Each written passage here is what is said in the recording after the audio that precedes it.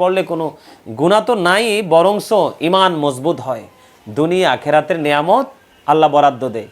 হাদিস শরীফে কিন্তু আছে দুরুদের কোনো টাইম টেবিল নেই, পবিত্র অবস্থা আপনি কন্টিনিউয়াসলি দুরুদ পড়তে পারেন। দুরুদ এত বড় নিয়ামত, আল্লাহ রাসূল কি বললেন যে কেউ যদি রসুলকে ভালোবেসে প্রতিদিন 1000 বার দুরুদ পড়তে পারে, সে জান্নাত না দেখা পর্যন্ত মরণ হবে না। সুবহানাল্লাহ। আবার জুম্মার দিনে কেউ যদি 80 বার রসুলকে ভালোবেসে দুরুদ পড়ে, তার 80 বছরের সগীরা গুনাহ মাফ। পৃথিবীতে মানুষ যত বেশি রসুলকে ভালোবেসে দুরুদ পড়বে, আল্লাহর কাল হাসরের ময়দান আল্লাহর হাবিবের সাথে তার খুব কাছাকাছি থাকার সৌভাগ্য হবে। এগুলো আমার বানানো কথা নয়, হাদিস শরীফ থেকে কানেক্ট করা। আর এই আয়াতকে অস্বীকার করার কোনো সুযোগ নাই। ইন্নাল্লাহা ওয়া মালাইকাতাহু ইউসাল্লুনা আলান নবী ইয়া আইয়ুহাল্লাযীনা আমানু সাল্লু আলাইহি ওয়া সাল্লিমু তাসলিমা। কি চমৎকার! তো এই যে আল্লাহর হাবিব কোরআন এবং হাদিসে দুরুদের এত দলিল, কিন্তু ওরা দুরুদ পড়তে আসলো না।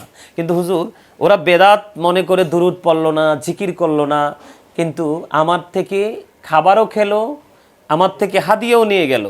আসলে তো মিলাদের আয়োজনকে কেন্দ্র করেই আমার এই খাবার, বললো না উনি যে মিলাদের আয়োজনকে কেন্দ্র করেই তো আমি খাবারের আয়োজনটা করলাম। কিন্তু আমার কাছে খুব দুঃখ লাগলো, আফসোস লাগলো যে এরা কোন শ্রেণীর আলেম, এরা কোন শ্রেণীর আলেম। আর জিকির নিয়ে তো দলিলের শেষ নাই।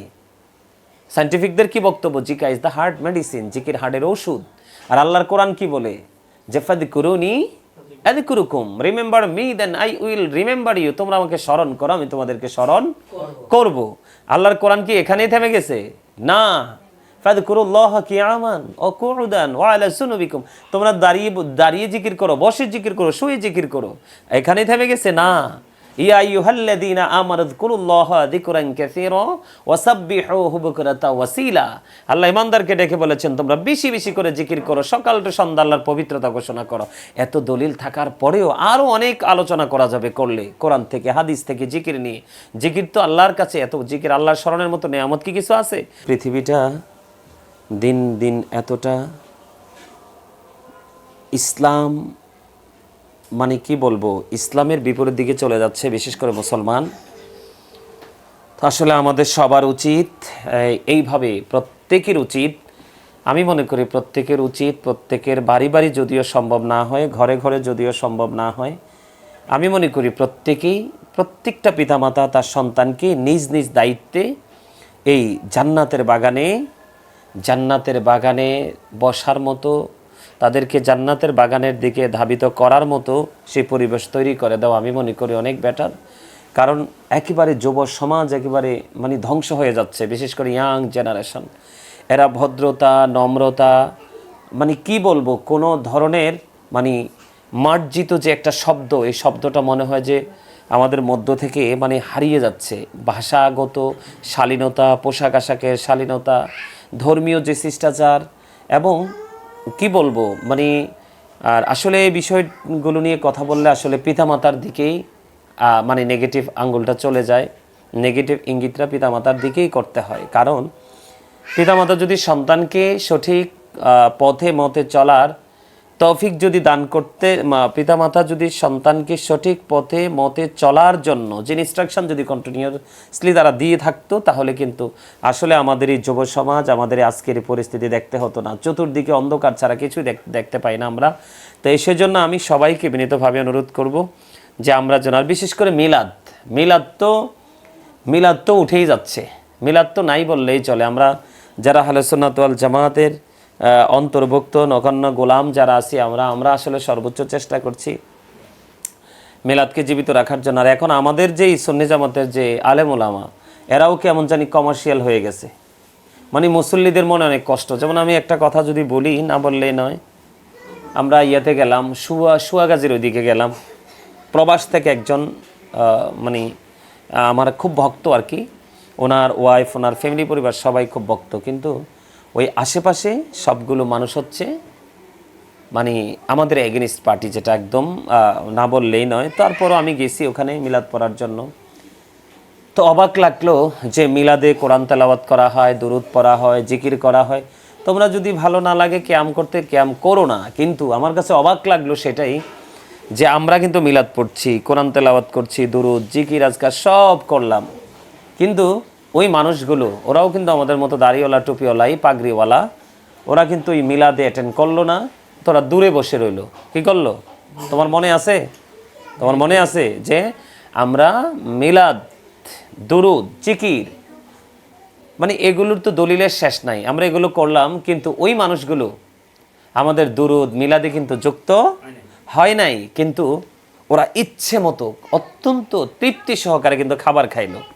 তো পরে যিনি আমাকে দাওয়াত দিলেন উনি বললেন যে হুজুর, আসলে আপনারা যে কথাগুলো বলেন সত্যিকার অর্থে আহলে সুন্নাত ওয়াল জামাতেরকে মানে প্রশ্নবিদ্ধ করার মতো কিছু পিসাবও আছে, কিছু বক্তাও আছে।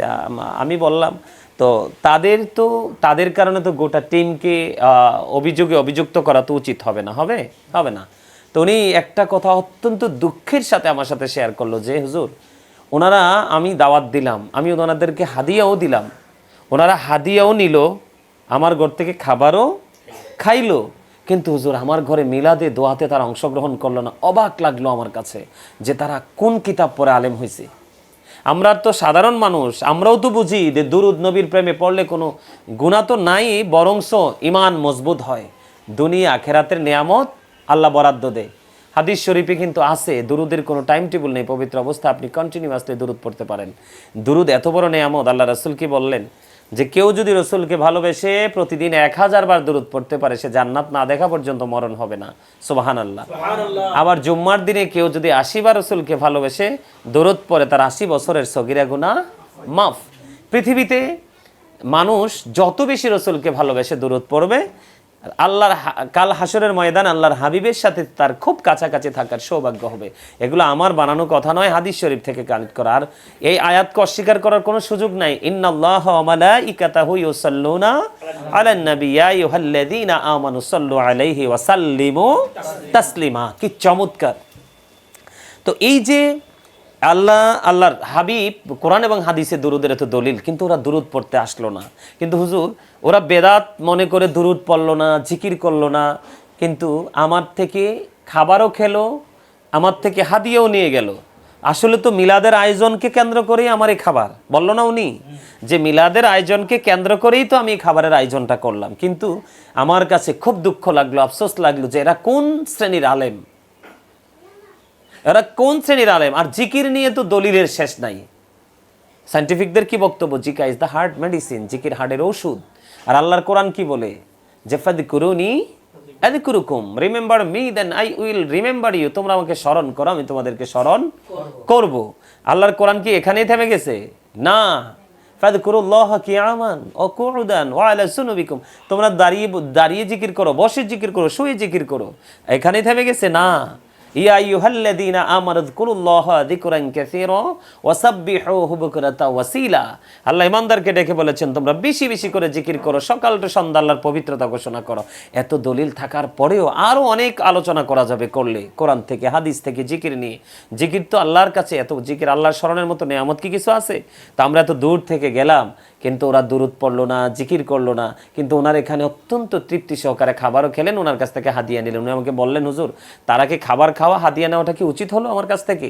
আমার বাবার জন্য, আমার মায়ের জন্য, আমার যে আকাঙ্ক্ষার যে প্রতিফলন, সেটার জন্য আমি উলামায়ে কেরামকে ডাকলাম, কিন্তু আপনি আসলেন, মিলাদ পড়লেন, দুরুদ পড়লেন, রসুলকে সালাতু সালাম জানালেন, মুনাজাত করলেন, ওরা আসলো না, বসলো না, কিন্তু ওরা খাবারও খেলো, হাদিয়াও নিল। হুজুর, ওরা কি জবাব দিতে হবে না? তো আসলে এই যে কথাগুলো অত্যন্ত দুঃখের সাথে বললাম, এই কথাটা এই কারণে যে আমাদের মধ্যে ওই সমস্ত মানুষগুলোর সংখ্যা কিন্তু দিন দিন বেড়ে যাচ্ছে। তা আমি আমার ভাই, আসলে নিজেকে আমি অনেক বড় কিছু মনে করি না। আমি মনে করি রসুলের একজন গোলাম, আল্লাহর একজন গোলাম, আল্লাহর অলিদের কাছ থেকে দরজ নিয়েছি, ওস্তাদদের কাছ থেকে নিয়েছি। সেই সুবাদে কোরআন হাদিস যতটুকু জানি সেটার উপর আমি সবাইকে বলতে পারবো, এর বাইরে কিছু বলতে পারবো না। আমি নিজেকে অনেক বেশি মানে কি বলবো, অনেক বেশি গুণীজন মনে করি না। তবে এইটুকু বলতে পারি যে আমরা যারা আহলে সুন্নাত ওয়াল জামাতের অন্তর্ভুক্ত আছি, আমরা যারা আলোচনা করি, বিশেষ করে এখন তরুণ ইয়াং কিছু লোক, ছেলে মানে সুন্নিয়তের মাঠে কথা বলতে এসেছে। আজকে আমি অবাক হলাম যে আমার এই আরবি শরীফ শুরু করার আগ মুহূর্তে বিকেলবেলা আমি হঠাৎ করে ইউটিউবে ঢুকে দেখলাম যে এক ছেলে স্টেজে বসে, পাগড়ি পরানো, বাবরি কাটা চুল, সব সুন্নাত তার বডিতে আছে, কিন্তু তার ভাষা, তার শব্দচয়ন এত অসুন্দর। তা আসলে যে যাকে ভালোবাসে সে মানুষগুলো কিন্তু তার সব কিছুই ফলো করে।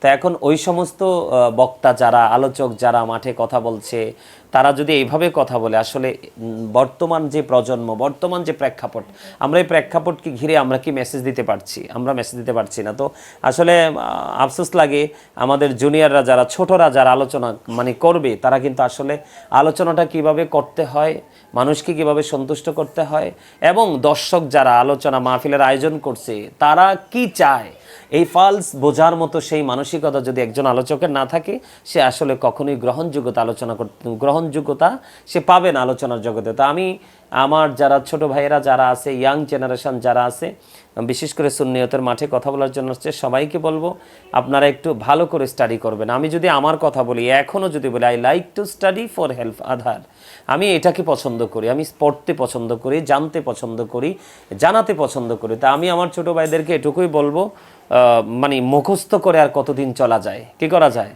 সত্যিকার অর্থে যদি আমি বলি, আমাদের যারা এখন, আমার কাছে মনে হচ্ছে আর কি, এখনকার যারা আলোচনার মাঠে আসতে চায়, আমার কাছে মনে হয় যে তারা ওই মুরব্বীদের কাছ থেকে আলোচনা শুনছে বা কেসেট থেকে আলোচনা শুনছে। আর এখনকার একটা সমস্যা কিন্তু আমাদের মধ্যে একবারে লক্ষণীয়, সেটা হলো আমাদের আলোচকরা কিন্তু, এখনকার যারা ইয়াংরা, তারা কিন্তু কপি করতে পছন্দ করে, তাই না? কি করে? তারা কিন্তু কপি করতে পছন্দ করে। আসলে এটা তো মানুষকে কোনো ভালো মেসেজ দিতে পারে না, পারে? আমি যদি অন্যকে ফলো করি, তাহলে কিন্তু আমার এখান থেকে কিন্তু কি হবে না, আমার এখান থেকে কিন্তু আমি কিছু শিখতে পারবো না। আমি যদি ফলো করি, হ্যাঁ পড়বো, কাকে ফলো করব? যারা আমার সিনিয়র গুণীজন, তাদেরকে ফলো করব। কিন্তু ওই ফলো আমি করব না শুধু তার শোরটা, তার যে আলোচনা করার ধারাটা, মানে স্টাইলটা, আমি শুধু এইটুকু ফলো করলে কিন্তু আমি আমার লাইফ স্টাইলকে চেঞ্জ করতে পারবো না, আমি একজন গ্রহণযোগ্য আলোচক হতে পারবো না। আমরা রসুলকে ফলো করব, হ্যাঁ কাউকে ফলো করতে হয়, না করে কিন্তু পথ চলা সম্ভব না। তো আমি মনে করব কপি করা থেকে বিরত থাকবেন, সবাই একটু বেশি বেশি করে পড়াশোনা করবেন। ইদানিং দেখতে পাচ্ছি অনেক ধরনের বিতর্কিত, যেমন গত কয়েকদিন আগে আমি এক আলোচকের সাথে আলোচনা করছি। তা আমার আগে যিনি ছিলেন আলোচনা করছে, নাম বলবো না, নাম বললে সবাই চিনবে, আর একজনও যদি চিনে, তারপরেও আমি তার ভক্তের কাছে আমি ছোট করতে চাই না। মানে গত সম্ভবত এপ্রিলের আজকে শুরু হয়ে গেছে না, আজকে এপ্রিল 1 তারিখ, গত মার্চে এক বক্তা যখন আলোচনা করে নামছে, তো আমি আলোচনা করতে উঠলাম। পরে আমাকে যখন বিদায় দিচ্ছে, মাহফিল কমিটি বলতেছে মক্তবের হুজুর নিয়ে আসছে। কে মক্তবের হুজুর আমাদের প্রোগ্রামটাকে ধ্বংস করে দিয়ে গেছে, বারবার কিন্তু এই কথাটা বলছে, কি মক্তবের হুজুর বারবার বলছে। তা আমি অত্যন্ত লজ্জা পাইছি যে আমার সুন্নি ভাই একজন আলোচক। তো এই জন্য আমি সবাইকে বিনীতভাবে অনুরোধ করব, আমরা ভালো করে স্টাডি করব, ভালো করে পড়াশোনা করব, ভালো করে আলোচনা করার চেষ্টা করব। আর বিশেষ করে অনেক মাহফিল মিলাদ যারা দাওয়াত দেয়, আমরা এখন কমার্শিয়াল হয়ে গেছি। সেই জন্য কিন্তু আমি সম্মিলিত যখন 5 জন 10 জন 20 জনের যখন মিলাদের আয়োজন করা হয়, দোয়ার আয়োজন করা হয়, আমি বিশেষ করে এগুলো কিন্তু মিস করি। আমি এগুলোতে আমি অ্যাটেন্ড করি না। এই কারণে অ্যাটেন্ড করি না, মানে এগুলো নিয়ে অনেক আলোচনা হয়, সমালোচনা হয়। আলোচনা হইলে তো ভালোই হইতো, কিন্তু আলোচনা হয় না, সমালোচনা হয়। তো আমাদের হুজুররা কিন্তু ডিজিটাল হয়ে গেছে, কমার্শিয়াল হয়ে গেছে। এই বছর অনেক আলেমদেরকে প্রশ্ন করলাম, রমজান মাসে মসজিদের ইমামদেরকে প্রশ্ন করলাম যে হুজুর আপনারা কেমন এবার দোয়া পড়েছেন, মিলাদ পড়েছেন, কীরকম দোয়াতে অ্যাটেন্ড করেছেন? বললো যে হুজুর না, আমরা ওই রকম দোয়াতে অ্যাটেন্ড করতে পারি নাই। কিন্তু অ্যাটেন্ড আপনারা করবেন কিভাবে? আমি যদি এখন একটা কথা বলি, আরও আগের একটা ঘটনা, যেটা প্র্যাকটিক্যালি 5-7 জন আলেমোলামাকে বা 10 জন আলেমোলামাকে একসাথে দাওয়াত দিল এক ভদ্র মহিলা। তো ওই ভদ্র মহিলা, উনি কিন্তু উচ্চশিক্ষা শিক্ষিত, উনি কিন্তু মানে করা, এডুকেটেড, গ্র্যাজুয়েশন করা। তো ওনার হাজব্যান্ডও ভালো চাকরি করে, গভর্নমেন্ট জব করে। তো উনি ওনার শ্বশুরকে বললেন, বাবা আপনি একটু বসেন, হুজুরদেরকে হাদিয়া দিতে হবে, আমি একটু হাদিয়াটা আরেক বাড়ি থেকে বা আরও অন্য কারো কাছ থেকে কি করে নিয়ে আসি, একটু বড় নোটটাকে ছোট করে নিয়ে আসি, মানে ভাঙ্গাই, যেটা আমরা বলি টাকা ভাঙ্গাইয়ে নিয়ে আসি। তো ওই ওনার শ্বশুর তো আমাদের কাছেই মিলাদে দোয়াতে বসা। তো ওই ভদ্র মহিলা কি করলেন, তিনি টাকাটা ওই কোথায় গেছে, উনি টাকাটা ভাঙ্গাই নিয়ে আসলেন। আইসা দেখতেছে সব হুজুররা মোনাজাত দিয়ে বসে আছে।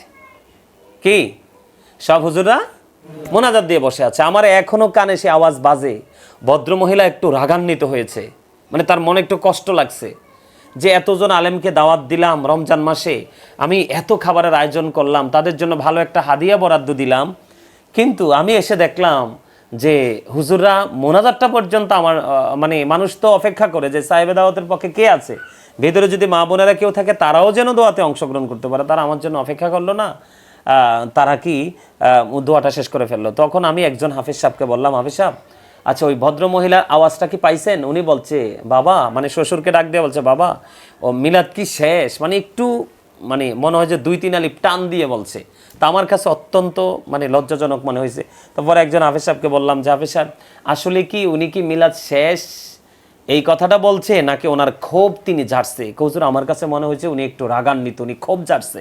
তা আমি হুজুর যদি হাফিজ সাহেব যদি মনে করেন যে উনি ক্ষোভ ঝাড়ছে, এটা যদি মনে করেন জীবনে কোনোদিন যদি কোনো মানুষ দোয়াতে দাওয়াত দেয় অন্তত পক্ষে এই জিনিসটা মাথায় রেখে যাবেন, ওই সাহেবে দাওয়াত যার অ্যাবিলিটি যেমন আছে ওই রকম খাওয়াবে এবং হাদিয়েও দিবে। আলেমদেরকে কেউ কখনো খালি ফিরায় না, তো খাওয়াবে দিবেও, কিন্তু এই অন্ততপক্ষে আমরা যারা যাই আলোচক বা দোয়ার জন্য আমরা যেন অন্ততপক্ষে মানে আত্মতৃপ্তির সাথে যেন আমরা কি করতে পারি, মিলাদ দোয়া জিকির আজকার করতে পারি, এবং আমরা যারা আমাদেরকে দাওয়াত দিয়েছেন সাহেবে দাওয়াত আমরা যেন তাদেরকে প্রশান্তিময় করতে পারি। তা আসলে এইগুলো আমাদের একটু মাথায় রাখা উচিত। আমি সকলকে বিনীতভাবে অনুরোধ করব, আমি কিন্তু যারা জ্ঞানী, যারা বিবেকবান, যারা বিচক্ষণ, আমি তাদের জন্য বক্তব্যটা দিলাম। আর যারা সেন্সলেস, ঠিক না না অনেকে তো বলতে পারে যে উনি বা কাকে মিন করে কথাগুলো বললো, তো এই জন্য আমি সবার উদ্দেশ্যে বললাম, ইয়াং যারা আছে, যারা বিবেকবান, যারা সচেতন, যারা সবসময় মানে অ্যালার্ট থাকতে পছন্দ করেন, বিশেষ করে যুবক ভাইয়েরা, ইয়াং যেই আলোচকরা আছে আসতে চান মাঠে, আমি আপনাদেরকে বিনীতভাবে অনুরোধ করব সবসময় এই কথাটা মনে রাখবেন। একটা হচ্ছে সাহেবে দাওয়াত অনেক আদর করে সম্মান করে দাওয়াত দিয়েছে তাকে সন্তুষ্ট করার জন্য। বিশেষ করে একটা কথা তো না বললে নেই, সবার আগে যে আল্লাহ যেন সন্তুষ্ট হয়, আমরা যেন আল্লাহকে রাজি করতে পারি। আর সাহেবে দাওয়াতের বাড়িতে যাওয়া মানে তো তার জন্য দোয়া করা না, তাকে কিছু দিয়ে আসা না। আমরা যদি মন মজাইয়া যদি সবাইকে নিয়ে দোয়া করতে পারি, আল্লাহ তো এখানে কাউকে না কাউকে কবুল করবে, তার উসিলা আল্লাহ আমাকেও কবুল করতে পারে, পারে না? তা আমরা তো শুধু তাদের জন্য করব না। তো বিশেষ করে আমি আমারটাই বলছি যে আমাদেরকে যারা দাওয়াত দেয় তারা অনেক আয়োজন করে, খাবার দাবার অনেক রেসপেক্ট করে, আমরা যেন তাদেরকেও রেসপেক্ট করতে পারি, আমরা যেন তাদেরকে অনারেবল পার্সন হিসাবে অনার করে আমরা যেন তাদেরকে সন্তুষ্ট করতে পারি, আল্লাহ আল্লাহ রসুল, এবং আমরা যেন সবাইকে সন্তুষ্ট করে এবং আল্লাহ যেন আমাদেরকে সন্তুষ্ট করে সেই প্রত্যাশা নিয়ে যেন আমরা দোয়াতে মিলাদে মাহফিলে যেতে পারি। আল্লাহ যেন আমাদেরকে সে তৌফিক দান করে। সকলে বলুন আমিন। আনফুসানা ওয়া ইন লাম তাগফির লানা ওয়া তারহামনা লানাকুনান্না মিনাল খাসিরিন।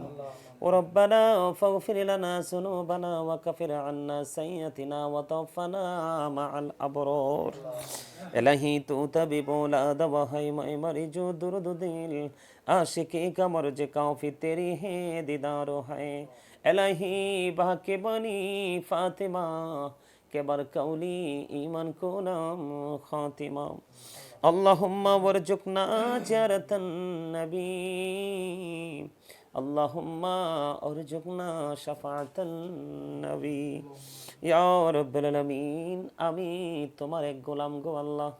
আল্লাহ আমার বাবা মা ফ্যামিলি পরিবার আপন স্বজনদেরকে নিয়ে আল্লাহ বাহির থেকে আসা মেহমানদেরকে নিয়ে ইয়া রাব্বাল আলামিন তোমার শাহী দরবারে দুখানা হাত তুলেছি, মেহেরবানি করে আমাদের হাত তুমি কবুল মঞ্জুর করে নাও ইয়া রাব্বাল আলামিন। বিশেষ করে ইয়া পাক পরওয়ারদিগার লন্ডন থেকে আমার মা চরণে তিনি আমার সাথে যুক্ত আছেন আল্লাহ ইয়া রাব্বুল আলামিন, তিনাকে নিয়ে তোমার শাহী দরবারে হাত তুলেছি, মেহেরবানি করে তুমি কবুল মঞ্জুর করে নাও ইয়া রাব্বুল আলামিন। এতক্ষণ পর্যন্ত আমরা 11 শরীফ উদযাপন উপলক্ষে আল্লাহ সব কিছু সম্পূর্ণ করে আখিরি বেলায় তোমার দরবারে দুখানা হাত তুলেছি, মেহেরবানি করে আমাদের হাত তুমি কবুল মঞ্জুর করে নাও আল্লাহ। এতক্ষণ পর্যন্ত যা কিছু পড়েছি সকল ত্রুটি ক্ষমা করে দিয়ে হাদিয়া লক্ষ কোটি কোটি গুণে বাড়াইয়া প্রাণের নবীজির নুরানি কদম মোবারকে শুধু সোনার মদিনায় সবুজ গম্বুজের নিচে হাদিয়া তুমি পৌঁছা দাও। জান্নাতুল বাকি জান্নাতুল মুআল্লায় হাদিয়া তুমি পৌঁছা দাও আল্লাহ। সাহাবায়ে কেরাম থেকে ধরে অদ্য পর্যন্ত ইয়া রাব্বাল আলামিন আমাদের যারা যারা প্রাণ মুর্শিদ সহ আল্লাহ বিশেষ করে আজকে যারা দোয়ার প্রার্থী ইয়া রাব্বাল আলামিন আমাদের আপন স্বজন যারা কবরে, প্রত্যেকের কবরে হাদিয়া তুমি পৌঁছায় দাও, প্রত্যেকের কবরগুলো জান্নাতের টুকরা করে দাও, সকাল টু সন্ধ্যা নবীজির দিদার তুমি নসিব করিয়ে দাও। আল্লাহ লন্ডন থেকে ইয়া রাব্বাল আলামিন আল্লাহ গো মা জননী আল্লাহ দোয়া চেয়েছেন, আল্লাহ উনি বারবার দোয়া চাচ্ছেন ইয়া রাব্বাল আলামিন। আল্লাহ পৃথিবীতে ওনার জন্য দোয়া করার কেউ নেই গো আল্লাহ। ইয়া রাব্বাল আলামিন মেহেরবানি করো নাকি তুমি কবুল মঞ্জুর করে নাও, শারীরিক মানসিক সুস্থতা তুমি দান করে দাও। ইয়া রাব্বাল আলামিন আঙ্কেল কবরে ওনার কবরটাকে তুমি জান্নাতের টুকরা করে দাও। আল্লাহ ওনার কাজটা নিয়ে অনেক বড় পেরেশানিতে আছে, ওনার কাজটা তুমি পরিপূর্ণ সম্পূর্ণ তুমি করে দাও। ইয়া রাব্বাল আলামিন বিশেষ করে ইয়া পাক পরওয়ারদিগার লন্ডন থেকে আমার একজন বোন সুবর্ণা খানম আল্লাহ তিনি দোয়া চেয়েছেন ওনার সন্তানদের জন্য, নওশিন নিশাত জাবেদ তাদের জন্য দোয়া চেয়েছেন ইয়া রাব্বাল আলামিন। আল্লাহ মেহেরবানি করে তাদেরকে তুমি কবুল মঞ্জুর করে নাও, ওনার শারীরিক অসুস্থতা তুমি সুস্থতা দান করে দাও। ইয়া রাব্বাল আলামিন ওনার আরেকজন আল্লাহ ফ্রেন্ডের জন্য দোয়া চেয়েছে, অনেক বড় সমস্যা, ইয়া রাব্বাল আলামিন তার সমস্ত সমস্যা সমাধান করে তাকে তোমার আল্লাহ রহমতের ছায়াতলে তুমি আশ্রয় করে দাও। আল্লাহ সিলেট থেকে কুলছম দোয়া চেয়েছে হেলালের জন্য, কুলছম নিজের জন্য, আল্লাহ তার কি আত্মীয় তার কি আপন স্বজন রিলেটিভ সেই ইটালিতে অসুস্থ আছে, আল্লাহ তাদেরকে তুমি কবুল মঞ্জুর করে নাও। আল্লাহ শারীরিক মানসিক সুস্থতা তুমি দান করে দাও। আল্লাহ বিশেষ করে জামালপুর থেকে দোয়া চেয়েছে আল্লাহ গিয়া আরবি শরীফে, আল্লাহ তাদেরকে তুমি কবুল করে নাও। আল্লাহ যিনি দোয়া চেয়েছেন ওনার হাজবেন্ড পৃথিবীর বুকে নাই গো আল্লাহ, ওনার সন্তানদেরকে নিয়ে পর্দা পশিদা করে তোমার রহমতের ছায়া তলে ছায়া দিয়ে রেখো আল্লাহ, সুন্দর করে যেন চলতে পারে, ওনার স্বামীর কবর যেন জান্নাতের টুকরা হয়ে যায় গো আল্লাহ। ইয়া রাব্বাল আলামিন বিশেষ করে আল্লাহ সুয়াগাজী থেকে দোয়া চেয়েছে আল্লাহ ওনার সন্তানের জন্য, ওনাদেরকে তুমি কবুল মঞ্জুর করে নাও। আল্লাহ নাঙ্গলকোট থেকে দোয়া চেয়েছে ওনাদেরকে তুমি কবুল করে নাও। ইয়া রাব্বাল আলামিন লন্ডন থেকে আল্লাহ ইয়া রাব্বাল আলামিন আরেকজন মা তিনি দোয়া চেয়েছে অত্যন্ত অসুস্থ, আল্লাহ তাকে তুমি সুস্থতা দান করে দাও, তার সন্তানদেরকে তুমি হেদায়াত দান করে দাও। আল্লাহ মেহেরবানি করে ইয়া পাক পরওয়ারদিগার ইয়া রাব্বাল আলামিন আমেরিকা থেকে দোয়া চেয়েছে ইকবাল তাকে তুমি কবুল করে নাও, শারীরিক মানসিক সুস্থতা তুমি দান করে দাও। আল্লাহ আগামী 11 তারিখে খালামণি তার মেজো ছেলের বিয়ে দিচ্ছি ইয়া রাব্বাল আলামিন, দোয়া চেয়েছি ইয়া রাব্বাল আলামিন আল্লাহ গুনার ছেলের বিয়ে নাজিমের বিয়ে যেন পরিপূর্ণভাবে সম্পন্ন করতে পারে সেই তৌফিক তুমি দান করে দাও। আল্লাহ ওনার ফ্যামিলি পরিবারের উপর খাস রহমত বর্ষণ করে দাও। তিনি এই দোয়াটুকু চেয়েছে আল্লাহ গো ওনার পুত্রবধূগুলো যেন মদিনাওয়ালা আর আল্লাহর ওলিদের পাগল এবং ভক্ত হয়, এমন বউ তুমি তার জন্য কবুল করো আল্লাহ। বিশেষ করে ইয়া রাব্বুল আলামিন নরসিংদী থেকে আমার এক পাগল দোয়া চেয়েছে আল্লাহ গো, মেহেরবানি করে তাকে তুমি কবুল করে নাও গো আল্লাহ। আল্লাহ হবিগঞ্জ মাধবপুর থেকে আরেক পাগল দোয়া চেয়েছে, আরেকজন দোয়া চেয়েছে আল্লাহ তাদের সন্তানরা বিদেশের জমিনে অসুবিধায় আছে, পরিপূর্ণ নেয়ামত তুমি দান করে দাও। ইয়া রাব্বুল আলামিন মেহেরবানি করে আমেরিকা থেকে আরেকজন দোয়া আছে আল্লাহ তার সন্তান কবরে, তার সন্তানটাকে তুমি আল্লাহ কবুল মঞ্জুর করে নাও। আল্লাহ কবরটাকে জান্নাতের টুকরা হিসেবে কবুল করে নাও। আল্লাহ নোয়াখালী থেকে আরেকজন দোয়া চেয়েছে মনায়ার, আল্লাহ সে অসুস্থ তাকে তুমি সুস্থতা দান করে দাও। আল্লাহ বিশেষ করে আল্লাহ নোয়াখালী সেনবাগ থেকে আরেকজন দোয়া চেয়েছে আল্লাহ গো, মেহেরবানি করে আল্লাহ কবুল মঞ্জুর করে নাও। আল্লাহ এই আরবি শরীফের সাথে যারা যারা যুক্ত আছে আল্লাহ আমেরিকাতে, লন্ডনে, ইতালিতে, আল্লাহ ফ্রান্সে, ইয়া রাব্বুল আলামিন আল্লাহ দেশের বিভিন্ন জায়গা থেকে, আল্লাহ পৃথিবীর বিভিন্ন দেশ থেকে আল্লাহ যত ভক্তবৃন্দ দোয়ার প্রার্থী সবাইকে তুমি কবুল করে নাও। আল্লাহ আরিফের মা অসুস্থ, তার মাকে তুমি পরিপূর্ণ সুস্থতা তুমি দান করে দাও। আল্লাহ তার জীবনের বাকি সময়গুলো অত্যন্ত প্রেমময় রহমত বরকতময় করে দাও। আল্লাহ বাকি যে কাজগুলো আছে পরিপূর্ণভাবে সম্পূর্ণ করার তৌফিক তুমি দান করে দাও। আল্লাহ মিজানের 2টা সন্তান অসুস্থ, আল্লাহ তাকে তুমি কবুল করে নাও। আল্লাহ মেহেরবানি করে ইকরাম ভাই দীর্ঘদিন অসুস্থ, তাকে তুমি সুস্থতা দান করে দাও। আল্লাহ এমনি করে করে দেশে বিদেশে কাছে দূরে আপন যে মানুষগুলো আল্লাহ যারা আমাকে ভালোবেসে তুমি এবং তোমার হাবিবের জন্য গো আল্লাহ, বিশেষ করে প্রবাসী ভাই বোন মা বাবাদেরকে তুমি কবুল করে নাও ইয়া রাব্বুল আলামিন। বিদেশের অবস্থা ভালো নয় গো আল্লাহ, বিশেষ করে আমার দেশের মানুষগুলোকে তুমি পরিপূর্ণ হেফাজত তুমি করে নাও আল্লাহ, তাদের উপর তোমার কাছ রহমত তুমি বর্ষণ করে দাও আল্লাহ। বাংলাদেশের আয়তন যতটুকু আছে ততটুকু সীমা আল্লাহ তুমি তোমার রহমত দিয়ে পরিপূর্ণ করে দাও।